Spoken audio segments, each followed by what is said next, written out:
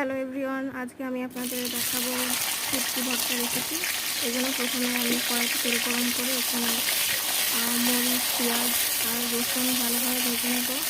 এখানে আমি কাঁচা মরিচ ব্যবহার করেছি, যাতে শুকনো মরিচের আসলে অনেক সাইড ইফেক্ট আছে, এই জন্য আমি এখানে কাঁচা মরিচটা ব্যবহার করেছি। এখানে আমি পরিমাণ মতো লবণ দিয়ে দিলাম, এরপরে হলুদ দিয়ে দিলাম। এরপরে আমি ভালোভাবে একটু লাল লাল করে ভেজে নিয়ে উঠিয়ে নেব।